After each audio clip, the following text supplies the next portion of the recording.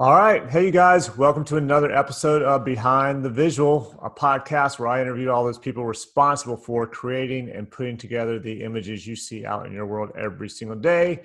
I am your host, lifestyle and advertising photographer Mark Hansen.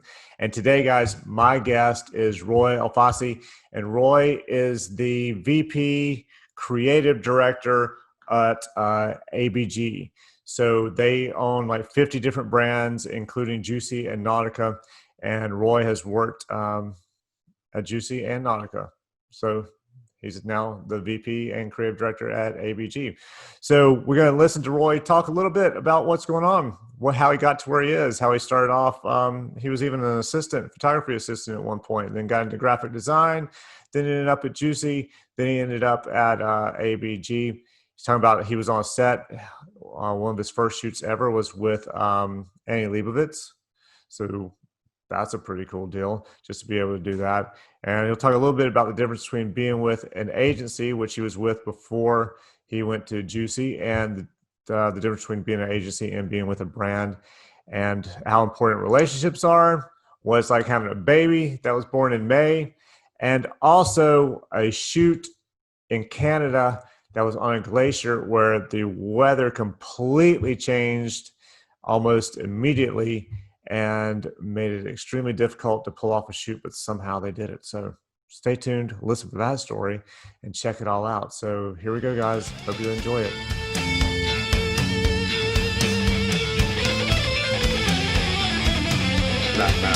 Rolling? No, it's it's Mamiya. Oh, nice. Yeah, so I got Mamiya's, Nikon. Over here, I have Hasselblad, Wow. Nautica. Over there, All the goods. I have, what do I have? Another RB, a little box camera, kind of like a brownie type thing, some Pentax. Love it, love it. Yeah. So, Awesome, man. yeah, it's pretty cool. A lot of them are like old cameras my dad had or my grandfather had. Oh, really? You're a photographer. That's awesome. Yeah, so my dad taught photography getting his master's. When he was getting his master's, he taught photography, and then shot weddings for a while. Then started a company where he shot weddings and did like everything for your wedding. So I started shooting weddings at 16 years old.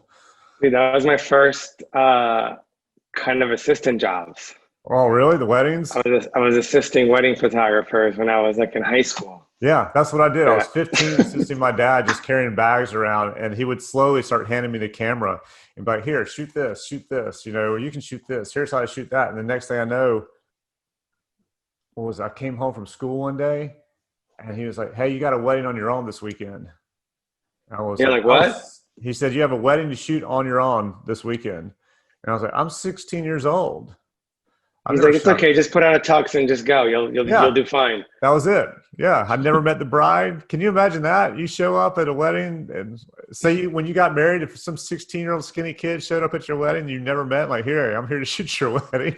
I don't think that would go well right now. Like I think back then people just flow with it. Yeah, they just now roll. People would be like, no, you're not the person I booked. You're not this. You're not that. Like, yeah. Yeah, they didn't say a word, man. It was crazy. that's amazing. Yeah, I couldn't believe it.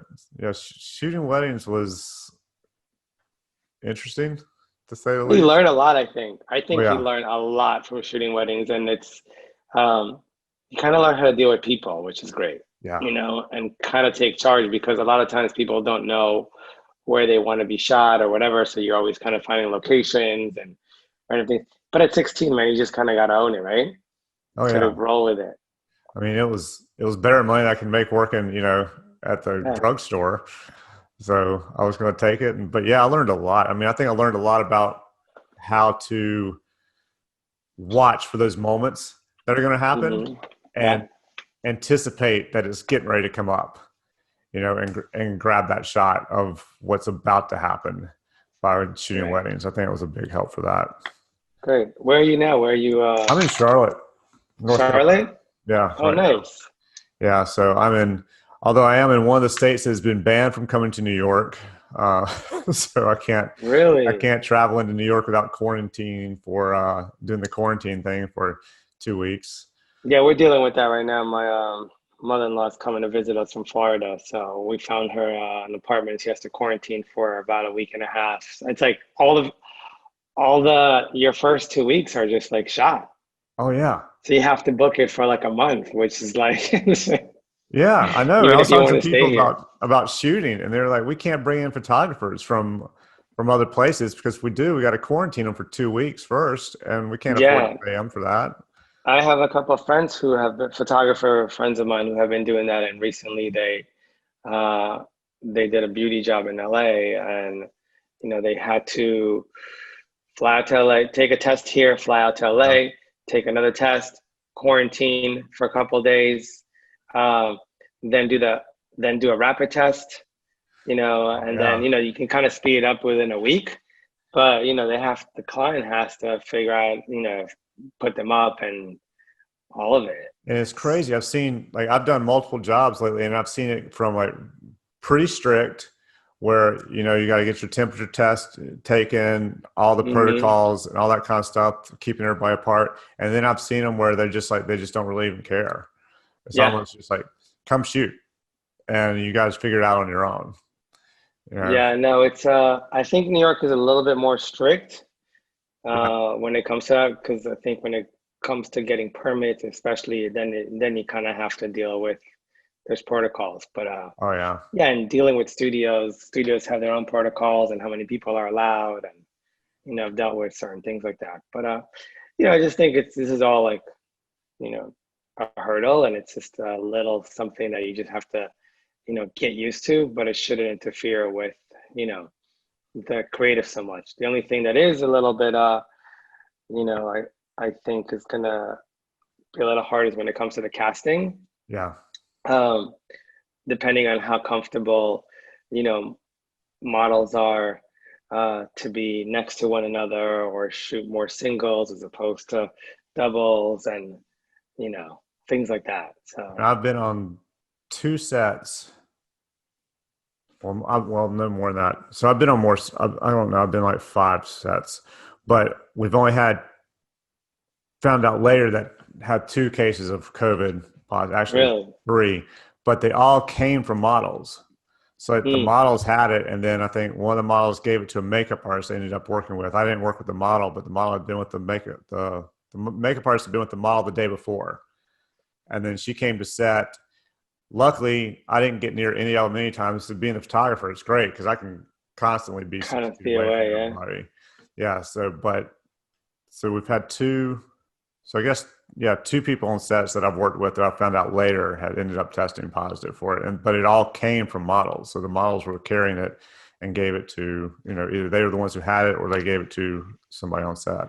Yeah, But I guess it tough. makes sense because they're the ones who have the most contact with Traveling, people. yeah, and they're traveling and they're constantly. I feel for them. You know what I mean? And it's like um, they kind of. I mean, they do have say, depending on what they do. But a lot of times it's up to their agents.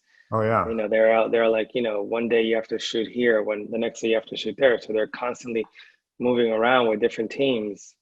Um, so with them, yeah, they almost have to be more careful in a way. Yeah, and the Uh, ones I've seen have been probably least careful yeah, by on set. But I guess because they're not wearing the mask when they're shooting. no, So I guess they just a lot of times they'll forget to put it on, or somebody's going to tell them to put it back on. But then there are others I've seen who are really diligent about it, and they will put it on, take it off right as they get on set, put it back on immediately after they get off set. exactly. But Yeah. well, Other than man, that, all been good? yeah, yeah, everything's been good. I've been using this stuff, Nozin. It's this Nozin. It's this alcohol with some orange extract in it, and this stuff you put on a Q-tip and you stick it in your nose, and supposedly it kills like all the viruses that come in like through your Really? nose, all that kind of stuff. Well, it's funny because early March, we're still going to the office, Yeah, but it was still kind of out there. People were talking about it, things like that. My wife was like, "You need to put um, a little Neosporin on a Q-tip hmm and rub it inside your nose." He's like, "That's my that's my traveling trick. Every time I get on an airplane, I do that because, Yeah. airplanes are, you get sick. So I was doing that for like every day, like beginning of March before the shutdown. And I was like, obviously trying to stay away, and being in New York, it was, we had hit hard. So it Oh was, yeah. not riding the subway, trying to find alternative, methods of traveling. I would take the ferry with a bike, or, just kind of try to stay away because nobody knew what the hell was going on. Oh yeah. But, I'm totally with but you. we'll get over it. You know what I Smart that you mean? did it. Eventually. A friend of mine told Yeah. me that the military used to tell their guys to do something where you would take a shot of liquor and put some cinnamon in it. And when you take the Hmm. shot, I don't remember exactly how he described it, but something about you take the shot and you do this kind of thing. And so it kind of puts it all through your body and sticks it down. Like some of it by vapor gets down to your Really? lungs or something to help. I don't Cinnamon know. works, right? Yeah, supposedly it worked, but hell, I don't know. I think it was just an excuse to take a shot. Good. And so you're doing it, trying to stay healthy. This Uh, is cool what you're doing, just interviewing different people and, yeah. you know, Yeah, man. It's been very cool. It's definitely given me something to do when I yeah, wasn't shooting. And I get to meet lots of people from different backgrounds. And so I know there's some out there, it's just like all producers. And I didn't want to do just the same all producers the whole time. So I tried to vary it. So we're doing, producers, models, actors, CDs, photographers, kind of mixing it up to anybody who kind of has something to do with putting out any kind of a visual, whether it's a video right. or an image or whatever it is, Hmm. trying who has, whether it's from the concepting of it to actually being in front of the camera. Right. So Wow, it's been good, man. I've been having fun with it. that's awesome. I like that. It's a good concept, Thank you. Yeah. It's interesting. And thanks for doing it, man. Thanks for agreeing to be Yeah, of on here. course. Yeah, why Yeah. not? I was following you and I saw your, the Nautica shots. There's some That was sweet, awesome. that looks like a sweet gig. It looked like a Yeah, hard, it's those jobs. I mean, those jobs are all amazing because you kind of get, it's about location, it's about creating a lifestyle, and it's about, you know, really trying to elevate. And there's always a connection to water, so we always are kind of around there, which we always love. And the team is great, and everybody kind of works well together. They're long days, but yeah. they're amazing days. You know what I mean? You work from you know 5 a.m. in the morning to like you know sunset until you could shoot. Oh But yeah. they're amazing days because you're in the water all day, and it's jumping from boat to boat. And we usually have two different photographers because the assets that we need to create. Uh, and we have a huge team on that. I would say probably about 50 plus Oh wow. people. Yeah. Yeah, with a stylist and hair, makeup, two boats, a second shooter that shoots mainly editorial stuff. Then there's a first shooter uh, that shoots campaign footage, and then there's a video team. There's a social media team. It's a lot, but we Yeah. get it all done in 2 days, which is great. Well, damn. We roughly create over 350 assets or something like that. Wow. In 2 days. Yeah, two Yeah. days. But when I say 350 assets, it's I would that includes social media, that includes the editorial shots, that includes all the video cuts. But it's fun. It's and production team is great, and everything is like exactly what you're doing, and you're scouting Right. for a couple of days before, and when it's go time, you just go. Yeah. Those are my favorite. Like I've had a few shoots where we've had on boats or in locations, and those are some of my favorite shoots, I've ever done. My wife actually, we were shooting 3 days in South Beach, 2 days in Isla Morada in the Keys, and Hmm. she wanted to come along. And she's really good at, she'll like kind of like stand behind me and she'll point out stuff, and she's really good at, details and catching things. Right. And so she came along, and about 3, 4 days into it, we're finishing up, we're down in the Keys, we have another day or so left. And she's like, this is hard. This isn't anything like how I pictured it being. I was like, yes, I know. It's not a vacation. So the next time I had to go back down to the Keys, I asked her, I was like, hey, I've got to go back down to the Keys for a couple of days. Do you want to come hang out? You don't even have to come on a shoot. And she's like, nope. Mm-mm. No, No, I'm not going. I'm not going. no, it's not. That's the thing. It's like, I think people listen. It's amazing, right? So we love what we do, and we get to go on these amazing locations, and we Oh get to yeah, enjoy, and we get to work with very talented people and meet different interesting people, and the whole experience is, amazing and great. Um, but it is work. yeah, You're spending a lot of money on it. You're, trying to capture and create great assets because ultimately it's a business and you need to, sell. Um, but it's not all fun and games. And the hardest part is when, as a photographer, when you go out there and all of a sudden the weather doesn't cooperate. yeah. You know, and we've had a bunch of those. I mean, we were in the last, I want to say, couple of seasons back when we were shooting Nautica in St. John. Uh, they had more rain that morning than they did during the entire time of, I want to say it was Maria when it hit. Maria was windy and it destroyed it, but the amount of rain that happened, there was like mudslides and stuff. And we actually couldn't shoot until, 1 p.m. And Wow. we're stuck in the mud and we're trying to drive and to get to the location and the roads were closed. We actually couldn't even start to shoot at 1 p.m. And then when we started shooting, we literally had a window until like 5 to get everything done. And I think when something like that happens, people are sitting around and are anxious to work and Hmm. is to start. That when you do start, it just becomes boom, boom, boom, and we managed to finish it and it looked great. Oh, that's great. But that those are things that people don't necessarily uh, know. And I have a lot of stories where people have you know got food poisoning or random thing. That was one of the last shoots that we did in Mexico. A lot of people got food poisoning, and they were. You look at the pictures and you're like, oh, that's an amazing picture. The models look like they're so much fun, but there's about 5 people throwing off the side of the boat on that shoot. But that's just, we love our job, and that's what it takes to create beautiful pictures. Yeah, I agree. Yeah. It's a lot of fun. It's a lot of work. I had one shoot. I've had multiple shoots where you're sitting there looking at the radar and you're watching the radar and you go, okay, it's going to stop raining in about 10 minutes. And it looks like we're going to have 10 to 15 minutes to shoot before the next wave comes in. And Hmm. you run out, you shoot it as quick as you can, and you're Yeah. back inside, but you get it done.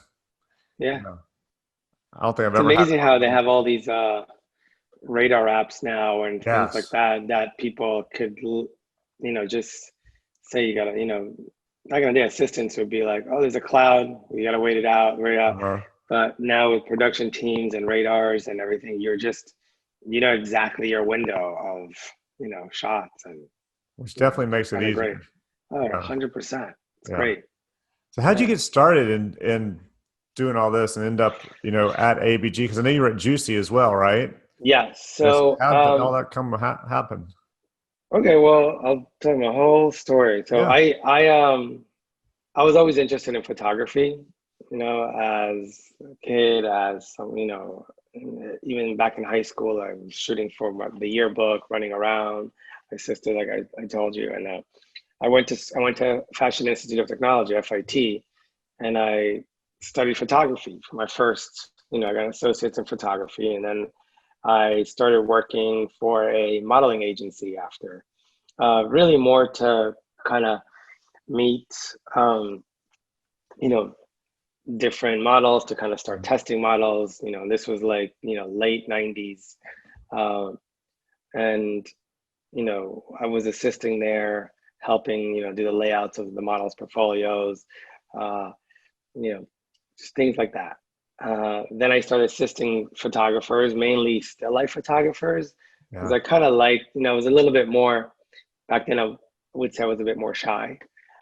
So, actually directing models what to do, things like I found that a little bit harder. So I kind of wanted to be a bit more, concentrate on still life and, really kind of learn the technicality aspect of things. I did that for a while, and then I got into graphic design and went back to school for 2 more years. And when I graduated, I started working for different advertising agencies, different brands, and kind of started building my portfolio. And I worked for American Eagle at one point, and I always just loved, you know, building the team. And because I always thought, I love photography. I just, wasn't fully, now I'm shooting, to be honest, more because I'm shooting my kids, and I Yeah. just love it. And Which are really cool shots, by the way. yeah, which I've everyone seen on has. Instagram. And to be honest, like, everyone I feel like has an amazing camera in their hand right now Yeah. with an iPhone, and it's amazing. So it, back then it was a little bit harder. You had to, you know, light and do Hmm. all sorts of things that an iPhone pretty much does for you now. So it makes things easier. And but I still enjoy it. Started working for agencies, and I worked for under different creative directors. I worked under Yard, under Stefan Zbetsky. I worked under Robert Lucier, who was a great mentor. He worked at Ann Taylor. And one of my first big jobs as an art director, he was the creative director at the time, was coming with him. And he did this campaign which was amazing. Was For their 50th anniversary. It was called the I Am Ann Taylor campaign, and it was shooting 50 iconic women, each doing one shot, and it was all shot by Annie Leibovitz. Oh, So wow. one of my first, you know, jobs that I was assisting, creative director, was being on that set, which was kind of mind blowing. And I was like, oh wow, I really enjoy this. This is what I want to do. And Yeah, no kidding. I started working with different brands. And to me, it's really building the teams. And then eventually I joined an agency called Standard Black. They're called Standard Black now, but they're called Black Rose when I joined them. And it was a couple of buddies of mine that we all worked at American Eagle, and they started an agency. And then we ended up um, the PR director at American Eagle took a liking to us a lot and let us do all their lookbooks. And then eventually the lookbooks came out great, and they wanted us to kind of start working on doing all the campaigns. So we, put a team together to work on that. So that was like one of our major clients. And, building relationships. And then eventually I was a creative director of Juicy Couture, which I think was a huge stepping stone in my career, because Yeah, it how'd that come was about? um, so again, all based on relationships. Hmm. So when I worked at Black Rose, we worked a lot on with American Eagle, and the head designer of American Eagle really liked the work that we did. And then eventually she became the president of Juicy, and then Oh, wow. asked me to if I wanted to join as a creative director. And then kind of had to make a decision of, like, do I continue with the agency side, or do I go to the brand side? And to me, I thought this was an iconic brand. There are so many different things you could do, and I felt like I could, and I knew the budgets would probably be healthier, and I could work with photographers that I've always kind of looked up to, and so I said yeah, and I joined. And I think one of the first shoots was with Inez and Vanud, who are amazing fashion Oh, yeah. photographers. Wow. We shot with them for a couple of years, got to work with Mark Marcus, um, all people who I admire. And from even back when I was going to photography school, they were the ones who were kind of up and coming. They were the ones who were doing the all the cool editorials. And Hmm. so it was great. And then eventually Authentic Brands Group, they purchased Juicy Couture as a brand. um, Juicy Couture was owned by a company called Fifth and Pacific, Okay. and they sold it so they could, concentrate more on Kate Spade at the time. So Authentic Brands Group bought them, and I joined Authentic Brands Group. And the great thing about Authentic Brands Group is, they are at that time they didn't really have a marketing team. They were more of a true licensing company. They were, buy the IP of the Oh, brand and then yeah. license it out to different partners. And I think what's amazing about them now is that, they have a full-on marketing team that do everything. We create the campaigns for all the brands that we own. So, the way I kind of look at it is like, we are an internal agency for the brands that we own, and then we service our partners. Um, so what was amazing about, Authentic Brands Group is it always changed. My job kind of always, and it still is changing all the time. It's great. Every time they buy a brand, it's like, oh, okay, this is how we're gonna work on this So does brand. that add to your, say, stable of brands that you're working on, or are you concentrating on one brand like Nautica, or are you working on Nautica, Juicy, and many others all at the same time? All at the same time. Oh wow, Yeah, all at the that's same gotta be a time. lot of And work. as there's only, 4 seasons or Yeah, 2 seasons for some brands. So, we have a pretty extensive shoot calendar, and it's trying to manage the time of it. So we would say we're shooting Nautica, let's say first week of May. Second week of May, we'll be shooting Juicy. Then we're shooting, some other brands like, Judith Lieber or Harsh After Marks or, so we're kind of going back to back. And then we have really like a concept season where, we would have about a month to concept the creative for all those brands, and then another month to actually work on, concept approvals, and then production starts. wow. So you're kind of in this like 3 month cycle of constantly, concepting, shooting. And then in between that, there are new things that come up all the time, right? Yeah. Whatever you think. So like a random shoot here and there or stuff. So it's a business and it's a process, but, we always try to push creative because, I think creative is always kind of king and, as much as you could do with it.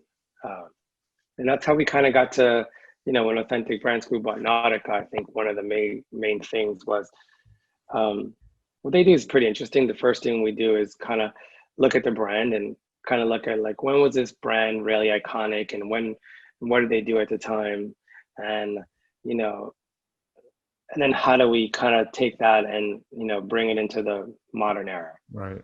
uh, Nautica had its height, I would say, probably in the 2000s, late 90s. Yeah. They were shooting amazing campaigns. All those shots, we kind of go back into history and kind of, study them. And I think one of the things they were said, it was kind of losing its iconic feel, and we wanted to bring that back. In the past couple of years prior to that, it was becoming more merchant driven and very catalog-ish. Mm-hmm. So we were like, okay, let's kind of create more heroic images, go back to the boat, go back to, more aspirational images, Yeah. I guess I would say. But then, still trying to be relevant and relate to the consumer today. Yeah. That's a lot As to I it, say man. that. It is a lot, but it's fun. So how much do you travel a lot? We do travel a lot. We try to, now it's kind of hard. Yeah. So we haven't, but we've kind of tried locations. We do travel a lot, especially for brands like that. And then brands that kind of have a DNA that's in there. For example, Juicy's DNA, it's a California lifestyle brand. So a lot of the shoots that we have done was kind of based in LA. Right. Nautica, we always try to kind of switch it up and find out where we're going to go. We've done Miami, we've done, Caribbean, we've done, and it really depends on also the concept for the season. Cause then it all starts with product. Right. So the design team kind of comes up and, works on their conceptual for the concept for the season. And then, we kind of look at it, the marketing team looks at it, and then we're seeing what location fits to it, Yeah. So what's the biggest difference between going from the ad agency side to the brand side as far as what you're responsible for? Was there a big transition period of a learning curve kind of thing for you when doing that? Yes. So the ad agency side, you're always, you want to make the brand and the client happy, right? Mm-hmm. Even though you want to do great work, you kind of have the brand, you have an actual client, and Right. you always want to make the client happy, and you don't want to lose that client. Whereas, on the brand side is like you are the brand, you are the client, and being an in-house, you're kind of setting the tone for the creative. Um, I really like being on the brand side, to be honest, uh, because I feel like you can kind of establish something, and you could um, create something that is consistent. I think being consistent with a brand is very, very important, because Yeah. you're forming a DNA. Um, but I think with ABG it was kind of like both worlds, because we are we're kind of an agency for the brands that we own. So we do have to make partners happy, because they're Right. the ones that are investing in the IP of the brand that we ended up purchasing. They're the ones who actually working on the brands, and they are invested in the business.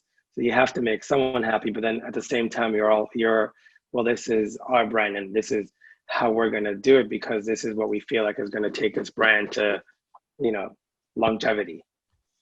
Then Um, that's great. Then she did both agency and then the brand because yeah, but I do love I do miss the brand side a lot, because another part of my job, which you know is a lot of pitching, yeah. uh, and it's an interesting field, because we ultimately are a licensing company, as much as we would say that we're a marketing company, but we are a licensing company that owns the IP for 50 brands. So, for example, let's say a brand like Jones New York doesn't necessarily have a fragrance. So Right. we would kind of come up with a pitch deck for it, and take it to a company like Coty, or a company like Harden, and then pitch to them like, this is why we think that Jones New York should have a fragrance. Right. Um, so there is the pitch aspect, which you're still getting from an agency, which is great. Um, but there's the fun stuff, which is actually creating the campaigns and stuff. Yeah. So that's the brand part where you just Yeah. get to kind of do the whole campaign thing. You don't have to worry about pitching to everybody. Hmm. I can see it. Yeah, because I'd much rather do the brand part than have to sit there and pitch somebody Yeah, else. and to be honest, I think a lot of photographers, it's hard for them to understand, because they get hired based on, hey, you're doing a Nautica job, so they Right. think, oh, you work for Nautica.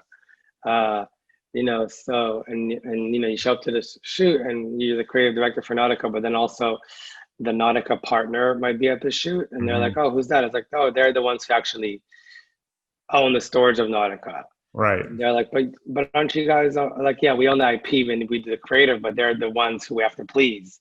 So Yeah. there is ultimately a client on set, but you're kind of making the shots because you're the owner. Yeah. It's a weird concept, and I had to kind of adjust the way I'm thinking, because when I was truly a juicy couture, it was, you're the client, you're the owner, you're kind of just like sailing along, doing what you think is great for the brand. And when you're here, you're the owner, but you have a client, and the client, it's like a whole complicated So it's situation. more But like, it's yeah, so it's more like you're the agency shooting for your client. So you have your exactly. concept of what you think is good. And I've had that happen. I remember And once, sometimes you share it with them too, and they, right. you pitch it to them, before you shoot. You're like, this is our concept, this is what we're gonna do for the season. And sometimes, they have say, because they're like, oh, we want to do this, and what about this, and what about that? So you kind of adjust it. Yeah. Have you had this? Because I had one where what I was given as here are the swipes, here's our go bys, here's the concept, we're coming up, and you look at it like, this is going to be cool, this is going to be a lot of fun. You get there, then the client completely changes it. Head to You toe, go shoot it from from head to being having toe. this right really cool, more about the image and the feel, to all of a sudden it becomes about the clothes. And so you think you're going in there and you're going to shoot this like kind of like you guys do with Nautica. You're going to shoot it's all about the feel, the life, the lifestyle you're getting there. But then it turns into wait. That's a little too wrinkled. Calm down. Don't do that, because the client over there and the agency would come over to me and just like, God, this isn't what we wanted, but we got to do it. And you I'm go, all right, sorry, and we you gotta shoot do it. it. Yeah, I mean, it happens a lot. You just kind of work through it. I mean, to me, I always think, you're selling clothes, Hmm. right? And you're selling a lifestyle, and you're selling a picture, and the clothes should look good no matter what Right. at the end of the day. But you should also try to, make it about a lifestyle. And um, we tend to, and I think that's how we always kind of have with a brand like that is, okay, that requires so many assets. And, we tend to have a second shooter as well that Yeah. just concentrate on that. That way, the creative, the lifestyle aspect for advertising comes across. Uh, Different. I've definitely had that done where it's like, hey, we want to do this, we want to do that, and then you get to a shoot, and they're like, no, we want to head to toe, Right. full look, head to toe, and then at that point, it's like, okay, now you're getting into the situation of cropping into a frame and making sure the model is always shot, and then it just ends up looking like a lookbook, and you kind of have to Mhm. explain it to them, and then you almost have to show it. And I think that's when you're able to kind of work with the photographer and the team that you have on the side and say, hey, give us about 15 minutes, we'll on this shot, and you kind of just show it. You're like, okay, this is what it could look like, this is what you want it to look like, and this is what we think should be great, and we do one shot like that. And then 90 I would say 99% of the time, once they see it, they're like, okay, we got it. This is a much Right. better picture. And, a lot of times is, you're, to me, like all the ingredients have to kind of fall in Mhm. place, right? So you got, your casting, you have your um, hair and makeup, you have, the clothes. Those are all like in the photographer, and everything kind of has, in the look and feel, everything kind of has to fall into place. If one or two elements are off, and I think it becomes not Oh yeah. great. And one of the main things that you kind of have to do is show it, because people, I think, don't see it. They're always are going to think, well, the merchants want us to shoot this, head to toe and make sure we get the full look. And you're like, yeah, but it might look very like catalog, and you actually paid a lot of money to use this model. So if you're, you know, gonna, zoom out of it, you're not getting your money's worth, and it's all Right. about, so the emotion. And so then once they see it, they're like, oh, great, yeah, let's do it this way. Yeah. But I've also had it where people have been like, can we have both? Yeah, I've had that. I get that. I'll probably get that the majority of the times. Can we get both? So, all right. So I'll start off tighter, and then I'll go, hold on a second. I'll pull out, back up, And whatever. then, to be honest, and then you'll end up seeing it, and the majority of it is like what you wanted it to Yeah. look like Yeah. in the first place. Absolutely.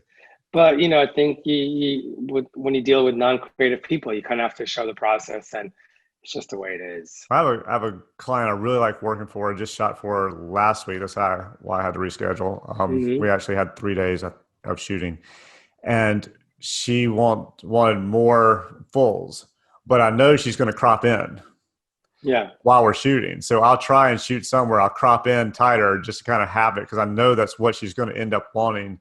And then we pull back out for the wider shots just because she thinks she's possibly going to use the hmm full shot, but I know full well it's going to come in and it's going to be a knees up, waist up kind of thing. it So, happens. but you know what? The way I see it is I'm there to make you guys look good or make her look good or your client look good or whatever it is.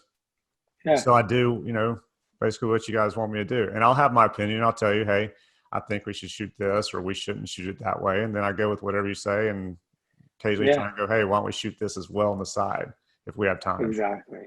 You know. Yeah. How do you find your makeup artists, your photographers, your models? Is that all you or do you guys have a producer who handles that for you or how does that work? So, to be honest, relationships over the years, you meet different people that Hmm. you've worked with that you kind of like, and you kind of start building on, different teams that you like. And, you kind of do that based on brands too, which I think is kind of interesting. Yeah. You're like, all right, for Nautica, we love using, this person or that person because, even though they're amazing makeup artists, they bring a great vibe to the shoot as well. Right. And they're just great to be around, and they kind of get it, you know. Whereas, for Juicy, you have your own team. Yeah, To be honest, based on relationships that you've kind of, worked on over the years, a lot of times you work with different agents. Yeah. So, I use a lot of, the agencies that are out that are based in New York or based in LA, and kind of look at portfolios and look at books and, what people have done, and, like that pretty much. And, for me, it was always about, keeping up with the editorials that are Yeah. coming out monthly, in magazines, and kind of always looking to see, okay, who did this? Who did the hair makeup for this? And who did the styling for this? And just kind of, wanting to introduce myself and working with them, and booking them on for some jobs. And some you tend to form amazing relationships that last forever, and you end up really loving to work with them, and you form. And then some, you're like, okay, this person I didn't love so much, but Right. it's great or whatever. But it's really rare that I've met anyone that I wasn't, that I didn't think was, amazing. I like what they do. I mean, it always fascinates me because, to do hair and makeup, I feel like is so hard. I think people don't necessarily understand that, Oh yeah. when it comes to, um, making it look easy and natural. It's almost the Hmm. hardest thing to do. I think only, a certain amount of people are capable and are able to do that, where it just looks natural. But, and also right for the camera. A Yeah. lot of them understand the lighting, and a lot of them understand, like, how, you know, it's a different type of hair and makeup when you're going out, drop the mic. Yeah. Sorry about that. Yeah, I think you're right. And I think that kind of makeup, that natural makeup, is more difficult to do Hmm. than that the heavy makeup. Yeah. I don't think a lot of people understand that. I think they just think, oh, if I can do the heavy makeup natural, that's easy. Anybody can do natural makeup. But I Yeah. think it's completely opposite of that.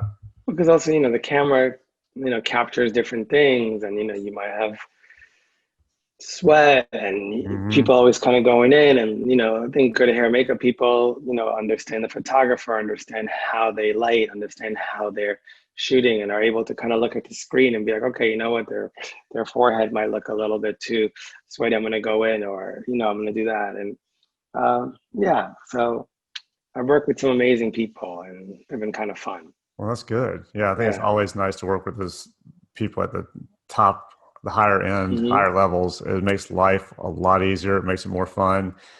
And I think, to me, that's like what I told you before. It's the recipe, Hmm. and if you have a great photographer, great hair makeup team, great stylist, forget about the clothes, because the clothes, yes, they should be great, but even if they're not great, and a great cast, Yeah. you're pretty much like, when you get to the shoot, you're like, it's done. Oh Like, yeah. you're gonna get an amazing, result, because but it's the process of getting all those people together to actually, you know, do this, that's always kind of the hardest part. I think that's the biggest thing for people to understand, especially I think younger photographers or photographers who haven't done it a lot. It's a whole process. It's a whole team of people Hmm. because I was told years and years when I first started shooting that agent looked through my book and was like, "You can shoot, but you need better hair and makeup. You need better models. You need better styling. And if you can get all Hmm. that, then you can start working. And then you can start making some money." And that's when it clicked to me. It's not all about how I shoot. And that's It's all about the about everything. relationships. Yes. Yeah. I have a really good friend photographer, and he told me that, one of the biggest pivotal moments that he had in his career was when he got to book, a model that was, more of a high-end model, and, based on what he wanted to kind of do. And, as he was shooting, he was like,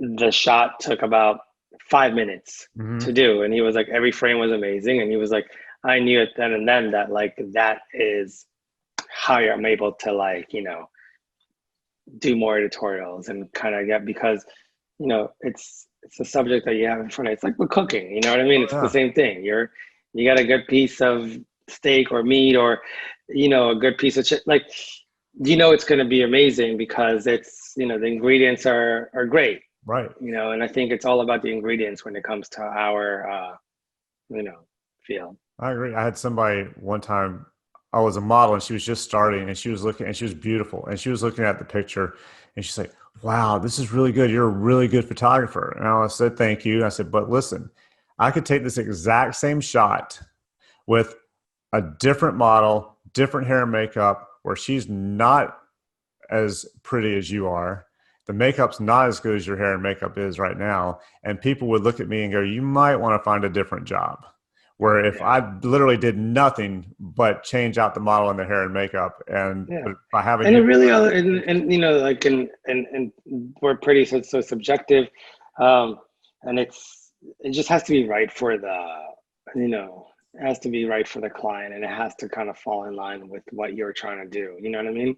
oh yeah, yeah, Uh, yeah, yeah. so Yeah, yeah, I agree. And I think it's a combination of things. Like this was for a fashion brand, so it was her yeah, look definitely.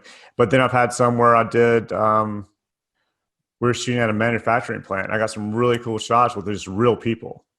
mm. But It's amazing too. I love it that. still came down to what that person looked like or what they were wearing and how you captured it from that certain Absolutely. angle. So if you had shot the same guy in a pair of like overall shorts and like I shot a dude welding or whatever, and he had this Yeah. cool stuff on. If you had shot the same shot but with a dude in oversized shorts and a baggy t-shirt, it'd be like, not so much. Those are some of my favorite shoots too, sometimes, you Oh know, yeah. when we're good to shoot. I mean, for one of our brands, Hickey Freeman, we got to do this campaign called Hero Leaders and Heroes, where we shot, you know, veterans and, you know, kind Oh, of told that's their cool. stories. And it was super cool. And we kind of shot it in like more of a heroic kind of way. And it was a fun. It's a different type of shoot than, you know, going on a fashion shoot. You're trying to capture like this, and you know, real. To me, it almost feels like real photography in a Yes. way, you Yeah, know. I agree. Um, but Yeah, yeah, I really enjoy those type shoots because good. you can just go and just shoot it. There's not a lot. You don't have to sit there and wait on things. You just kind of grab it Yeah, as it's being done, and it's a lot of fun. Do you get a lot of promos from photographers and agencies I and that kind of do. stuff? You Do you know, even it's just the bother? nature of the business. I do. No, I don't. Yeah. I do. Depends on, you know, to be honest, I'm a little old school, Yeah. right? So like I like a printed piece. You know, if Yeah. I get an email or if I get something like that, you know, I look, and if something kind of like captures my eye, I'm like, okay, great. But you know, when I get printed pieces, because I feel like a lot of people don't do that as much anymore. Yeah. Uh, I think people think print's dead or whatever, but you know, to me, it almost cuts through the fact that people are just emailing and reaching out or LinkedIn. You know, you're creating a beautiful book or a beautiful, like, you know, three-piece fold or whatever, and it has some good pictures. You're like, I keep those sometimes. I keep them and collect them, and you know, that's why I love it when photo agencies do that kind of stuff. Yeah. Uh, you know, I'm like old school like that Do you meet with photographers regularly all the or at time, all? all the Yeah. time. Have you Yeah, noticed a difference? Have you noticed lately that more people just bring in iPads instead of books, or is it kind of 100%. You know, that to me doesn't bother me as much because I do think it's, you know, again, like I said, like I'm old school. I used to meet with people and, or, you know, have meetings with agencies, and they would walk in and show me 20 books in right? about, you know, a matter of an hour, or, you know, now people roll up with an iPad. Um,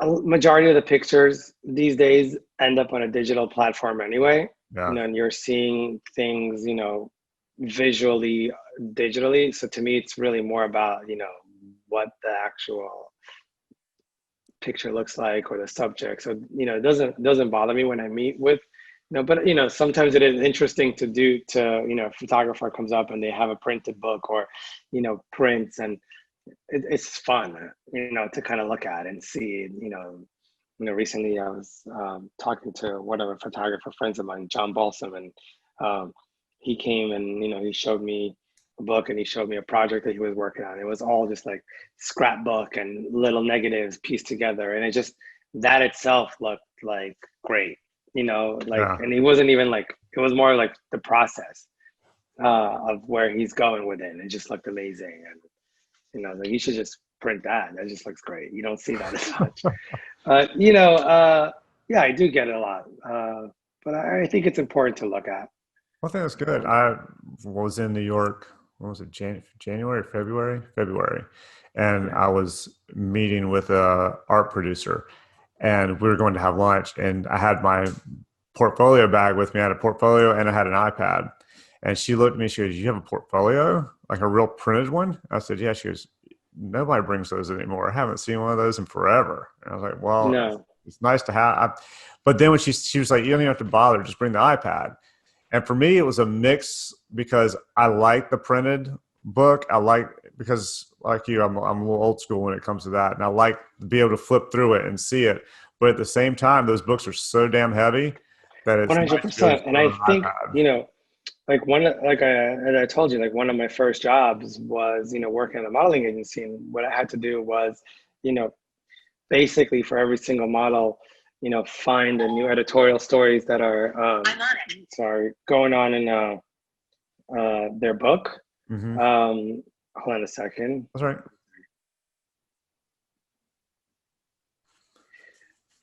Looking out on their book and then managing how to like lay it out together. So with a portfolio, you kind of have um, 2 pages, right? Yeah. So this picture needs to look great next to this picture. So you're kind of working on some sort of layout. Whereas an iPad, you just have basically a screen. And if you cut it in half, then you're kind of starting to play with layouts. The picture's smaller. You're not as, getting that. And I think that's why personally I still like looking at books, but Mm-hmm. I think iPads are just as great because especially if someone has the big iPad, the color and the vibrance of it, Yeah. and the fact that it's lit almost looks like a light box. Yeah. Beautiful. Yeah. That's the one I had Um, the iPad Pro. yeah, So yeah. yeah, that's what I bring when I do it. But yeah, I think I'll probably still have the book occasionally and have what I Hmm. consider the best stuff printed up and in the book, but then I have the Yeah, iPad. The iPad's nice just because you can set it up for different clients. So who you're exactly. going to see, so you don't have to have like 5 different books. You can have the iPad, just have 5 different sections on your iPad Yeah, and pull it up. So you got a new baby, right? yeah. How's that, Amazing. man? How is even Having a before the baby in baby? quarantine. Well, yeah, how's the baby with quarantine?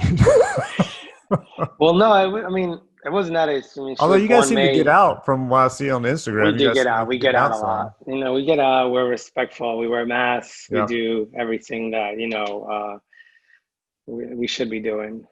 It's amazing. We had a baby May 7th, kind of in the height of New York was starting to go down. The hospital, the we delivered in was great. You know, 2 weeks prior to delivery, the hospital was at 90% COVID, and when we delivered, it was only at 50. So, Wow. it was That's good. getting better. It was getting better. So we were fortunate, and she's healthy and she's great. And it's been fun. It's been great. So I have 2 kids, and a boy and a girl, and he's 4 years. He'll be 4 years old in about a month, or at the end of the month. And Oh then wow. he's kind of been he's my new best friend in a way. I've been Yeah. like, loving hanging out with him and taking pictures of him, and he's just kind of a cool kid, so he's fun. Do Yeah. you? I see he skateboards. Do you skateboard? You skateboard, right? Mm-hmm. And do you surf as well? I do. Oh yeah, you Yeah. do it all. Oh, I grew up skateboarding and surfing, so it's one of those things. The only things I kind of do to keep active. Yeah. I should be doing more, but Where'd you grow up? and I grew up in Queens, New York. Okay. Yeah. Yeah. So For some I reason, was I don't born know in why I Israel. I don't was born in associate. Israel, Go and ahead. I was born in Israel, and I moved to New York when I was 10 years old. So and then I Okay. grew up in Queens. Yeah. Yeah. What brought you from Israel to New York? The American dream. My Yeah. parents just decided to, migrate here, and my dad's brother lived here, and wanted to come over. My father was a hairstylist, Okay. so he, had a salon, and so I was always kind of around, kind of creative hair, and my mom was a makeup artist before she was, when she was young. So that's how they Right. met. Wow. So yeah, I was always kind of around somewhat creative people and interesting people. So I always kind of love that aspect of things. So when your parents decided to move over here, pack up and like, hey, we're moving to New York? Or did your dad have a job lined Plan? up or a place lined up? No. So he just packed up and came over and said, we'll figure it out. Dude, Yeah, that we always we we amazes we me. said, we'll keep our place there for about a month or two, or I think it's actually more. It took them about a year to sell it. That small apartment in Israel, and moved here, and we stayed with my. We lived in my uncle's house for about. He had a attic kind of area, and we lived Right. with them for about 6 months, and found an apartment. My father found a job, and then you know eventually opened up his own salon, Oh, and wow.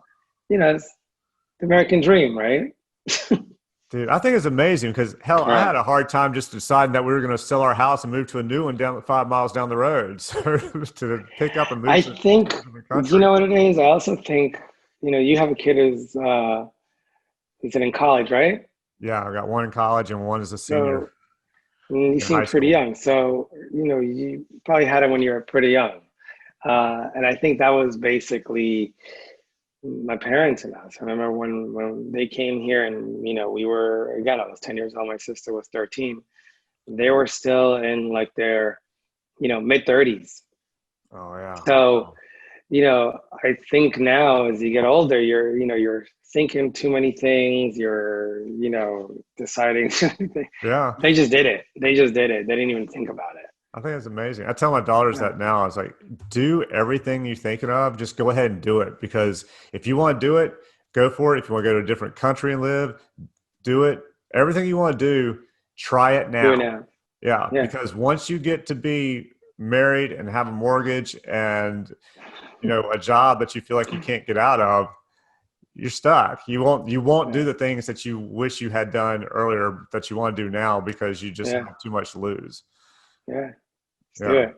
Well, I mean, I had a Yeah. job, I had like a semi-real job, and I just couldn't take it anymore. But I didn't have any Yeah. responsibility. I had an apartment with my brother, or maybe a house with my brother, and this little job, didn't like it anymore. Had been shooting my whole life. So like, I'm just going to quit and I'm going to go start shooting. Where I Great. wouldn't like right now, I don't see me just quitting with no possibility of knowing that I'm going to make money and going Yeah. on at this point. But back then, I had no idea if I was going to make a dime or not. I just knew I had some money saved up, and I was like, "Screw it, I'm going to go shoot It's and get on amazing. it." Yeah. So, Good, man. so tell me. So, with all these places you've been, all these shoots you've done, what is a favorite place or favorite shoot that you think of and like that was really wonderful? Wow. I like to do that more often. Let me think about it. Uh, so, I mean, I think, to be honest, like, I think the Nautica shoots Yeah, um, are amazing because it's all about location, and you're always out on the water. And I really got to enjoy being in the water and seeing beautiful scenery. Um, and so I think, the Mexico shoot we did last time, or a couple of seasons back, was in Baja.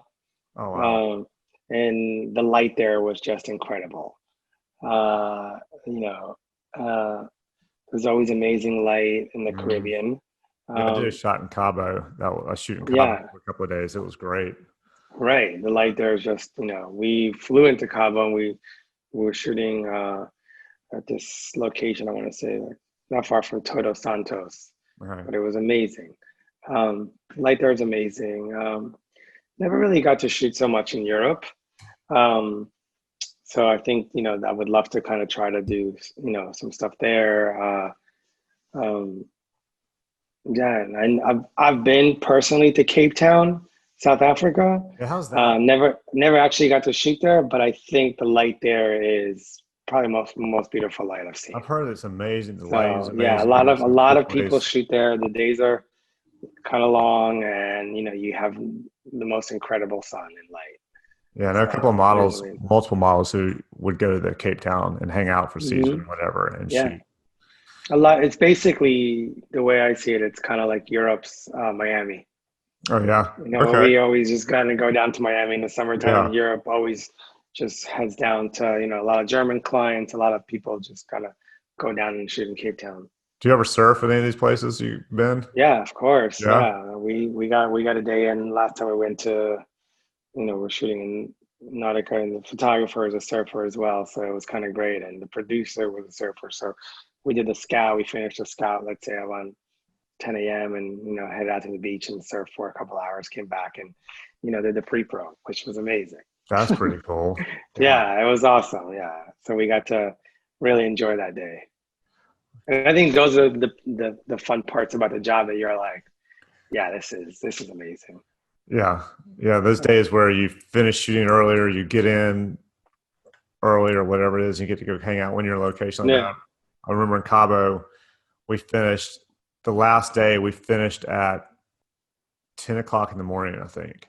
So Hmm. then we went and had breakfast, changed clothes, and then just went and hung out in Cabo the rest of the day. And just, that was Yeah. lots of It's fun. another amazing place is Palm Springs. Yeah. Yep. I had a We're shoot in doing Palm a Springs job too. there. I got to shoot with you know, Hans Fiora, who's an amazing photographer, Yeah. old school guy. He used to shoot Pirelli calendars in like the 60s. And his shoot was incredible because he'd only shoot at dawn and sunset. Yeah. So call time was, you know, 3 a.m., hair, Hmm. makeup, you're outside at, you know, 5 a.m. Yeah. starting to shoot and you only shoot till 7. Yep. And then you're Yeah. shooting for 2 hours and you kind of have you're kind of have off for the entire day and then you're back on set, to do touch-ups. And then you're back on set at, you know, 4 to 6. Right. Yeah. So you're just getting that light. And in the summertime, I mean, in the wintertime, that's when the sun goes down there. But, that's when we did a shoot, 4 to 6. And it's kind of amazing. Yeah. I had some of those. I think we go when we shoot, we'd shoot till usually 8 or 9.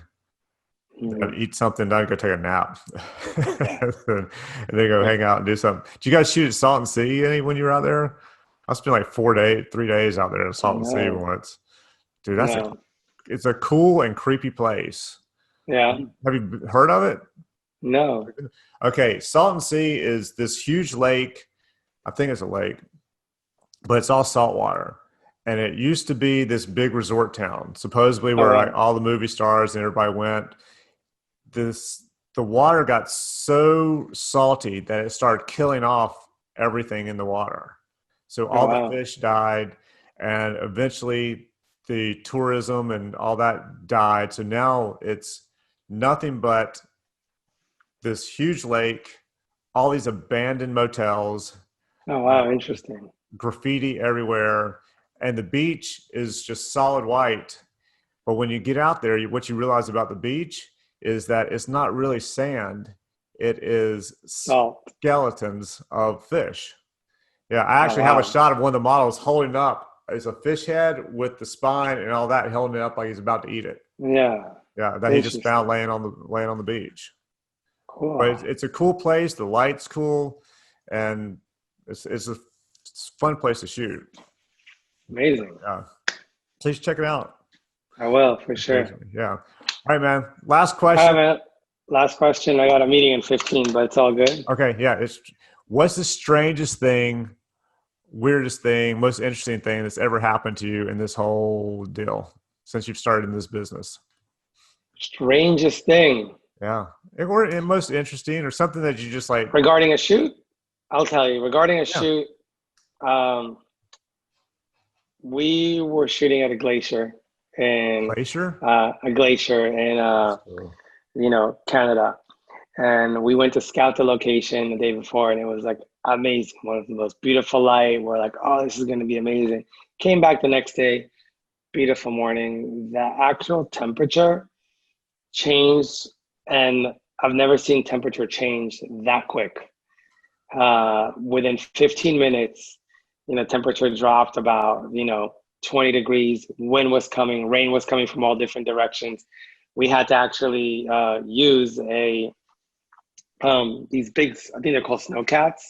Yeah. The tires are actually the size of like 6 feet tall, Oh yeah, yeah, I've wide, seen those. and we had to use one of those things because that's how we used to go down to the glacier. to create a cover tent, and I'll send you the picture of Yeah, what it please. kind of looked like, to create a cover tent to actually shoot. And that's one of the things I told you, where the weather changes and you kind of manage to do it. So we're actually built a tent for us, and we were shooting the model from inside the tent, and the model was standing 1 foot outside the tent, and would giving them like 10 seconds to run out, take the picture, run back in, because the camera everything would get so wet, and rain was Oh, coming from all wow. different Yeah. directions. And, people, you know, started getting sick from being so high on elevation, and the assistant passed out. It was one of those, like, the client wanted, it was from American Eagle. The client wanted to, they had insurance. So they were like, should we just call it and then, come back? But then, we decided, with the photographer, like, no, we could do this. We're going to figure it out. And it looked amazing. I'll send you the picture. It's crazy. Yeah, definitely But send me that, man. I want to see that. that was the strangest thing that happened, because we were all like, oh, okay, Yeah. that's, yeah. Damn. Do you know All what the right, temperature man. got down to? I want to say, like, it was from like 50 to like, 30, and like Kind of within like windy and 15 rainy. minutes. Yeah. Okay. Yeah. Well, man, thank you so much. Thank you so I much, appreciate man. you doing this, and Absolutely. hopefully, maybe we can do it again sometime and talk some more. Cool, man. Absolutely. Take care. All right, dude. Talk to you later. Bye. Thank you. Bye.